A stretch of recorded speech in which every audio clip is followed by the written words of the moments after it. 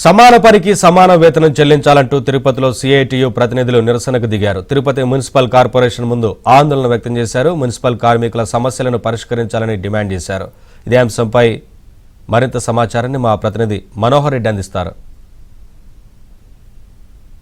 జగన్మోహన్ రెడ్డి పాదయాత్ర సందర్భంగా ప్రతి వర్గానికి కూడా రకరకాలైనటువంటి హామీలు ఇచ్చినప్పటికీ సీఎం అయిన తర్వాత వాటిని పట్టించుకోకపోవడంతో అందరూ కూడా వివిధ మార్గాల్లో వాళ్ళ యొక్క నిరసన వ్యక్తం చేస్తున్నారు. అదేవిధంగా అదే అంగన్వాడీ వాళ్ళు ఇప్పటివరకు చూసాము. ఇప్పుడు మున్సిపల్ కార్మికులకు సంబంధించినటువంటి వాళ్ళు కూడా ఈ యొక్క నిరసనలు వ్యక్తం చేస్తున్నారు. రాష్ట్ర వ్యాప్తంగా కూడా అన్ని వర్గాల్లో కూడా ఇదే రకమైనటువంటి నిరసన సెగలు ఉన్న నేపథ్యంలో తిరుపతిలో కూడా ఈ మున్సిపల్ కార్మికులు రెగ్యులరైజేషన్ చేయాలని చెప్పి సమాన పనికి సమాన వేతనం ఇవ్వాలని, అలాగే పాదయాత్ర సందర్భంగా ఆయన ఇచ్చిన హామీలను గుర్తు చేస్తూ నిరసన చేస్తున్నారు. అంటే చెప్పండి, మీ నిరసన ఎందుకు? వైఎస్ జగన్మోహన్ రెడ్డి గారు పాదయాత్ర ప్రారంభించే ముందు అధికారంలోకి వచ్చిన 6 నెలల్లో మున్సిపల్ కార్మికులందరినీ కూడా పర్మనెంట్ చేస్తామని హామీ ఇచ్చాడు.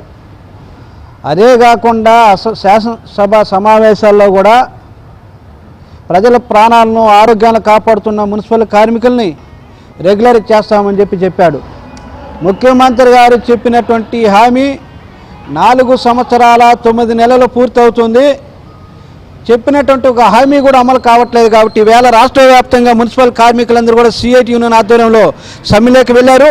ఇప్పటికైనా రాష్ట్ర ప్రభుత్వం జగన్మోహన్ రెడ్డి గారు ఇచ్చినటువంటి హామీ మేరకు పర్మనెంట్ చేయాలని చెప్పి సిఐటి యూనియన్గా డిమాండ్ చేస్తున్నాం. లేని పక్షంలో కార్మికులు వచ్చే ఎన్నికల్లో నీకు తగిన బుద్ధి చెప్తారని చెప్పి ఈ విషయాన్ని గుర్తుపెట్టుకుంటే మంచిదని సిఐటి యూనియన్గా చెప్తున్నాం. కార్మికులకి సమస్యలు పరిష్కరించకపోతే సమ్మెను ఉధృతం చేస్తామని చెప్పి సిఐటి యూనియన్గా హెచ్చరిక చేస్తున్నాం. ఇప్పుడున్న ధరల్లో ఇప్పుడున్న జీతాలు సరిపోతుందా? ప్రభుత్వ వైఖరి చూస్తే ఏమనిపిస్తుంది? ఈరోజు నిత్యావసర ధరలు విపరీతంగా రోజు రోజు పెరిగిపోతుంది. గ్యాస్ ధరలు, వంట నూనె ధరలు అన్నీ కూడా రోజు రోజు పెరిగిపోతుంది.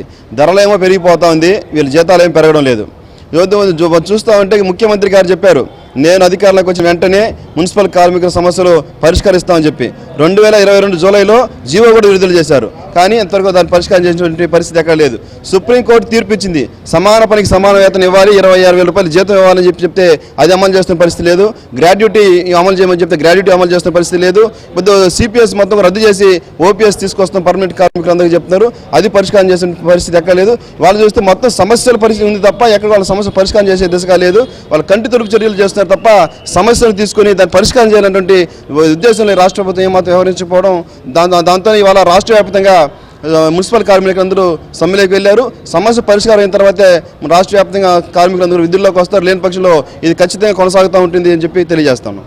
మీరు చెప్పండి, అంగన్వాడీ కార్మికులు ఒక నిరసన వ్యక్తం చేస్తున్నారు, సిపిఎస్ రద్దు చేయాలని వాళ్ళు చేస్తున్నారు. ఇప్పుడు మున్సిపల్ ప్రతి దగ్గర కూడా హామీలు ఇచ్చి వాటిని పట్టించుకొని జగన్ తీరు చూస్తే ఏమనిపిస్తోంది? ఈరోజు జగన్మోహన్ రెడ్డి అధికారంలోకి వచ్చింది 5 సంవత్సరాలు గడుస్తూ ఉంది. అయినా కూడా ఎటువంటి జీతభత్యాలు పెంచే పరిస్థితి లేదు. పాదయాత్రలో బలంగా చెప్పారు, మేమున్నాము, అక్క చెల్లెమ్మలకి అందరికీ మేము చేస్తాము చూస్తామనేసి. ఈరోజు చూసుకుంటే ప్రతి కార్మిక వర్గం, ఆశా కావచ్చు, అంగన్వాడీ కావచ్చు, మున్సిపాలిటీ కావచ్చు, రేపల్లి వాలంటీర్లు కూడా ఈరోజు స్టేట్మెంట్ చూస్తే వాలంటీర్లు కూడా సమ్మె, వాళ్ళకి సంబంధించిన వాలంటీర్లు కూడా ఈరోజు సమ్మెలో ఎదుగుతారు. ఎందుకని జీతాలు అసలు సరిపోవట్లేదు. మన సుప్రీంకోర్టు జీవో ఇచ్చింది, సమాన పనికి సమాన వేతనం 26,000 రూపాయలు ఇవ్వాలని ఒక కుటుంబానికి సరిపోవట్లే. ఈరోజు ధరలు చూసుకుంటే ఆకాశాన్ని నడుతుంది, ఏమి కొని తినే పరిస్థితి లేదు. జీతం ఏమో గొరితో ఒక మారి ఉంది, ధరలు చూస్తే ఆకాశం నటు. ఇట్లా ఉన్నప్పుడు ప్రభుత్వం స్పందించి రకరకాల ఇవి సంక్షేమ పథకాలు పెడుతున్నారు. రకరకాల సంక్షేమ పథకాలు ఎన్నైనా పెట్టుకోవచ్చు, కానీ కార్మికులకు అనేది జీతాలు అనేది కొంచెం పెంచితే వాళ్ళకి మనుగడకి బాగుంటుందని చెప్పి ఈరోజు సిఐటిగా మేము డిమాండ్ చేస్తున్నాం. అది మొత్తంగా అందరూ కూడా సమ్మబాటి పట్టే పరిస్థితుంది. ఇంకా రాబోయే రోజుల్లో మరింత విస్తృతంగా కూడా ఈ కార్మికుల సమ్మె ఉండబోతుంది.